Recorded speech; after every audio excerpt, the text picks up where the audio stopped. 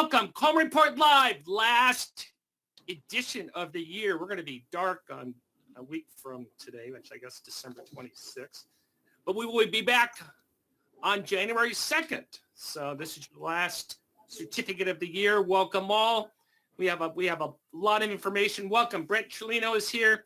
Board of Directors, New Tech, Senior Vice President, Risk and Operations. Brent's out of New York City. We also have Bob Judge on the line, CEO, Government Loan Solutions. He's going to talk a little bit about the secondary market. And our own Katie Witecki, editor, Coleman Report. Welcome all. Hello. Hey, Bob. Yeah, when I pause, that's when you guys get to say something. Hello. That's how this stuff works. Bob, let's start off with you. What's going on with the secondary market? Well, now it's we're yesterday was pretty much the last day you could sell and settle a loan this year. So things will start to calm down, for the rest of this year, for the last 10, 11 days, because nothing much can happen until 2020. And the market, as expected, traded down a bit in December, although it wasn't as bad as some had expected. So overall, the market is in good shape as we near the end of the year. Did you expect these results when we talked a year ago? Is this where you expected the market to end up? I actually, I thought the market was much stronger from a price perspective this year than I expected, with prepays averaging somewhere around, 17%. But I would say that the lenders are getting a very nice premium, considering the relatively high levels of prepayment speed. So it's been a good year, I think, for lenders, certainly, who sell their loans. Awesome. Hey, this just in, our keynote speaker has been confirmed for the Secondary Market Summit. Renee Bender, she is what is her, is she Chief of Staff? What is her exact title, Joseph?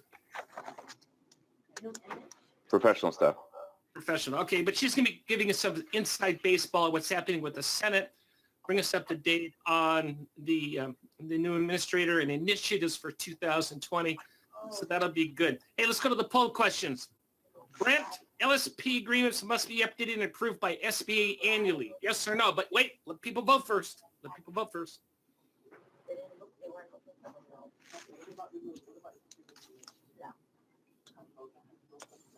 And that's a big yes. That's some of the new SOP items that have come in the last 18 months. Actually, the two last versions, the J version and the K version. Logistically, who at SBA signs off on these agreements? They go to Citrus Heights. Okay. And I just had a brain freeze, but it's the team. It's the normal LSP team. What do you see as traps in these renewals, or just SBA just want them updated? I think the main thing you got to look at is that are the services defined, and they're not just rote, that they actually relate to what you're doing, and then that the pricing is in accordance with what it's being done. Now, a number of people like to keep the extensive list of services on the LSP so that in the event that a customer or client wants another service, they don't have to go back to SBA for another approval. And that's Cynthia McDonald is the person who drives that LSP team up in Citrus Heights. Does SBA notify you that you need to do some paperwork, or is this all on the lender? No, they don't notify you. You need to do it. They'll deal with it in a compliance review. The other thing is if it's nice every once in a while to look and see what SBA has listed on your institution as LSPs, because if an entity is not your LSP, you need to notify them to remove them. So you could be carrying LSPs that you don't even know that you're carrying. Good.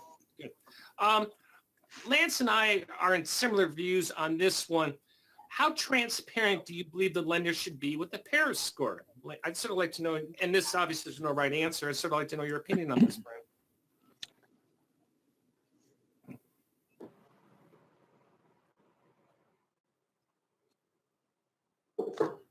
So that's a good thing to see. So the whole purpose of coming up with Paris was to be transparent, and more institutions, are arranging performance evaluations around performance metrics, and your Paris provides metrics.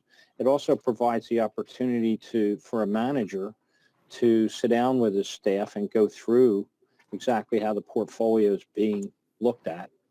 It allows them to sit with their internal review department or their risk department. So the more transparent he is, the more you have to talk about and talk on the same page.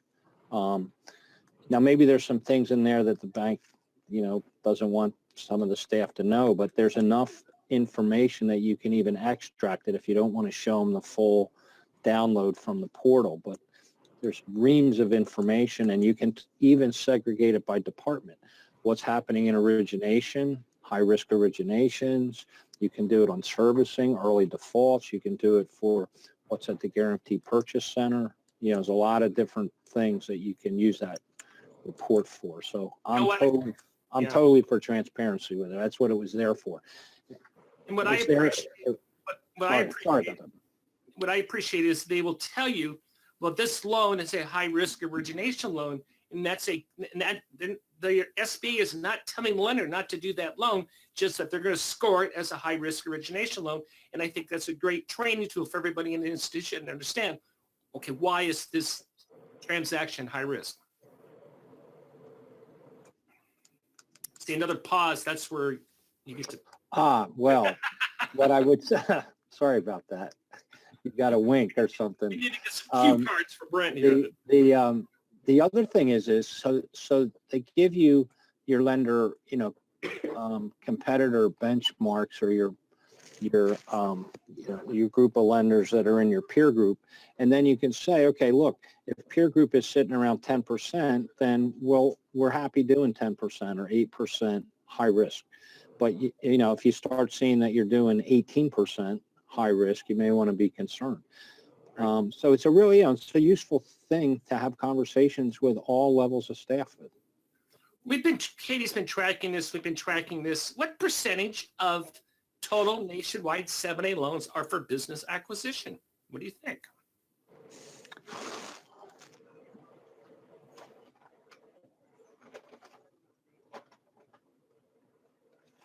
Correct. I believe the number is 23%. What are you at New Tech, Brent? We're probably right in that. I was going to say we're right around 20%, 20+%.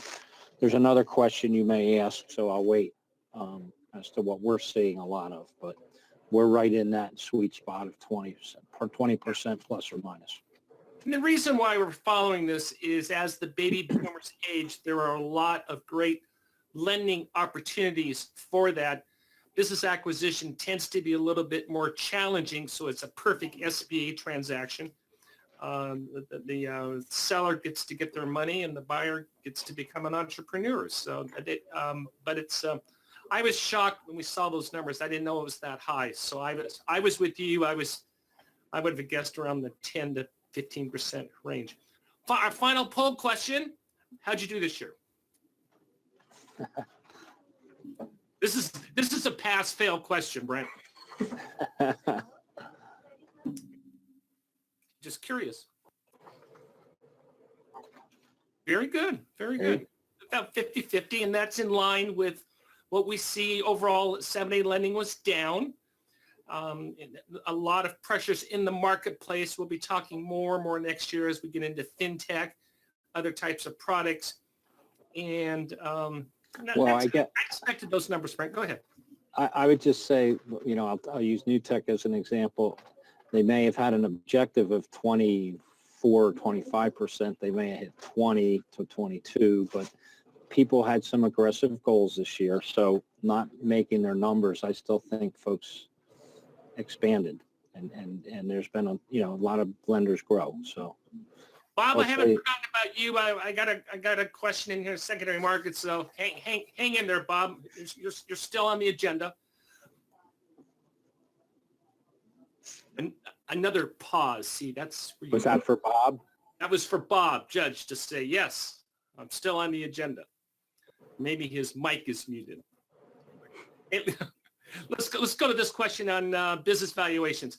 The SOP does not give guidance on the age of business valuations. What is the best practice that you have over there, Brent? We like to see them within 90 days because particularly when if something happens and you get to the guaranteed purchase center, they're a little persnicketous about how current that valuation was. So it's normally we use a thumbnail of 90 days. Yeah, and I think that's prudent. And you want something, it doesn't say, but I would do something in line with what appraisals are required. And so I would do that. Hey, Rachel asked an interesting question, and we're seeing more and more of these types of transactions where debt refi, where we have these very high interest rates, we have these balloon payments. Rachel uses the word shark lenders. Other people may use a fintech. And I guess the question is SBA having a problem? We're seeing more and more debt refinance loans in the SBA portfolio. So let me ask you two questions, Brent. The first one, from a 30,000 foot level, does SBA have a problem with these type of loans? They don't have a problem with the loans. What they do want you to do is document them. They want you to understand the cash flow of the borrower. I would say we're looking at merchant cash advances as the biggest problems that we're seeing. As a non-bank lender, we're definitely seeing probably 30% of loans involving some debt refi. Yeah. So they just want you to really document, and sometimes it's multiple small debts. They picked up merchant cash advance and some fintech debt, and then when you're putting it all together, are you really doing the proper cash flow analysis? Otherwise, if you do that and it's solid, SBA's not having a problem with it. They just want you to follow the rules. Yeah. And obviously, if you're having a lender with a 30% interest rate, it meets the credit elsewhere test. And as I agree with you, these can be very good loans for your portfolio. Hey, Katie, let's bring you into the conversation.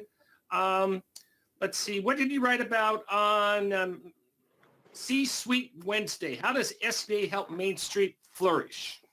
Well, looking into, we just started fiscal year 2020 and looking forward to, our regular calendar year 2020. It looks really good on the Main Street right now.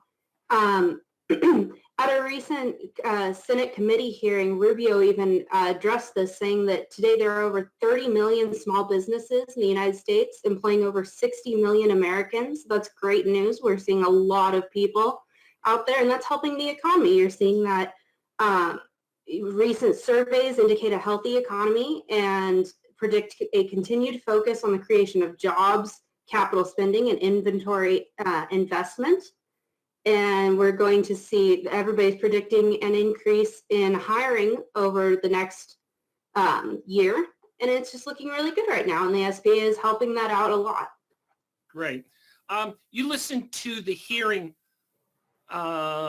this week, I believe. Was it this week or last week on the new SBA? Last week.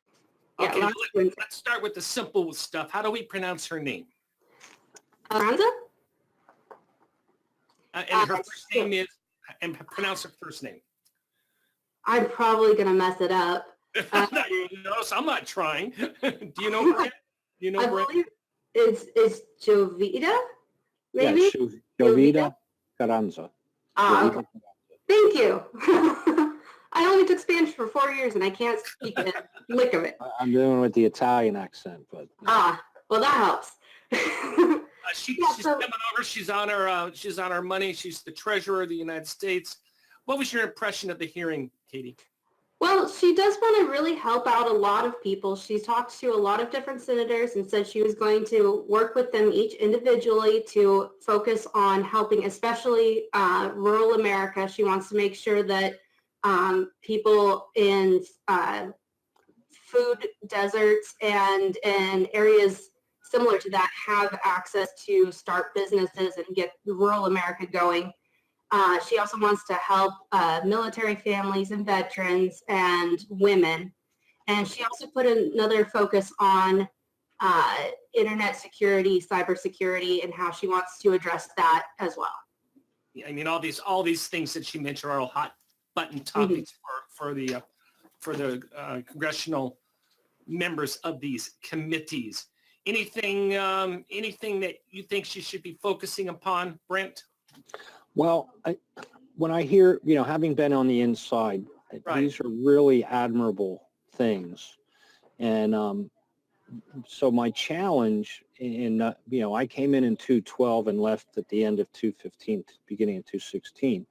She was there before you, I think, yeah. Yes, but in order to impact the markets that she wants to impact or the constituents she wants to impact, we really have to focus on getting our loans under $350,000 back up to where they were 8-9 years ago. We're losing smaller loans, and we really got to attack how do we really get into the mission-based lending. I mean, community advantage is one thing, but we need to get into 7A and really figure out how to get loans to of those sizes out to these constituents. That would really make a difference. And whether it's inner city or rural, that's a lot of money. So you can do a lot, but nobody, they're not getting done. So we're losing those numbers, and they're getting, Associate Administrator Manger has been really focusing on the small loan production too. So the question is, how do we mechanically get that to re-engage? Thank you. Obviously, we talked about Main Street Money. I'm going to gloss over that. Again, all these statistics are positive. Katie's been doing a great job reporting that. I do want to focus upon this story, which I'm very conflicted with this story. And we had a senior vice president who was indicted along with his number two, a vice president, and they were indicted for, quote, falsifying statements. In the good news for these two community bankers, because that's a buzz point of mine that SIGTARP has gone after a lot of these community bankers, is the charges were dismissed, without prejudice? How they do that, Katie? So it's with prejudice, which means that it's going to be completely, they're not going to bring that case again. So the government must have not found any evidence to support these things or enough evidence to bring a case against them. So that means that they really were, in the eyes of the public, should be considered innocent. Yeah, but unfortunately, they're getting into their maximum professional earning career salary levels. They're not going to be doubtful they'll be employed by, not employed by this institution. Hopefully another institution will take a look at it. But we're going to cover this, and we're going to be very specific in terms of what the government felt they did wrong. And Brent, to bring that back together, SBA now has some really teeth in being able to find lenders. And I guess my question to you is, do you see SBA becoming more aggressive in that arena? Yes, I do. And I think if you factor in the recent OIG report on supervision of high-risk lenders, I'll use a dial example. I think SBA is going to start turning up the dial to, concentrate on these kinds of things. So that, it's not a majority by any chance, but they are going to start focusing on different areas where they fear there's challenges. And yeah, and I've heard that from more than one person. So I'm hearing rumblings that SBA is becoming more and more difficult in renewals. And I want to give them a break. They may be difficult, but they need to do some. There are some things that need to be addressed. So yeah, when I say difficult, that's not a pejorative. They're being difficult. Just you need to be the ref is calling it right on the line. There's no almost. Yeah. So let's we talked. This is an interesting story. This came out the other day from SIGTARP. They're going to be putting together a database of all these fraudulent fraudsters for law enforcement, everyone to have a single place to go. I suspect somehow those also tie into the system award management. that's on our radar. We're going to be following up on that as well. Bob Judge, are you still with us? I assume that's a no. Well, thanks a lot for that, Bob. We want to talk very briefly about a secondary market. It's going to be on Thursday, January 8th. Brent's going to come down. We're going to have, as I said, we're going to have Renee Bender speak. We'll get some individuals from SBA. We always try to tie in people for USDA. And Brent, I know you've gone the last couple of years. It's a great event, just focusing specifically on secondary market issues. Yeah, it's a good group of people to chat about different items, and we also have some ag guys there, so we're able to kind of cross-pollinate between SBA and the Department of Agriculture program, and SBA participates. It's nice, and it's a good one day. It's solid. Yeah, and we felt we tended to do this in conjunction with some Business to the Hill, just some small groups. Last year we were able to do that, and we're still trying to figure out dates when Congress is coming back into session. We're going to be announcing a bunch of stuff next couple of weeks. Number one is we will be announcing our 2020 professional awards. We'll be doing that by next Monday, Tuesday at the latest. We're going to have a funeral home webinar, and we'll have a couple of other offers. Also, our winter training kicks off on January 2nd. And this is our award-winning stuff with Lance. Sexton Lance is off today, obviously. And we're going to be talking about his loan closer training, which is the most popular offering that we have. And that just ties in directly what we were talking about in terms of debt refinance. Debt refinance documentation is completely different for SBA than conventional loans. And we have our underwriting training, and we have our express training. And we'll be coming out with our other products. So we are kicking into high gear. We always love to push the regional conferences, and that's upcoming. And with that, I think we are done for 2019. Brent, thank you very much. Thank you all. Katie, we've enjoyed having you with us. As I said, we'll be dark on next Thursday, but we will be back in the saddle on Thursday, January 2nd, 2020. What is that? 1220? I don't know what the numerical. That sounds important. Hey, it's been a great year. Thank you all very much. Merry Christmas to all of you. Happy holidays, happy Hanukkah, all the correct things. Enjoy it, and we'll talk to you next year. Thank you. Peace on earth.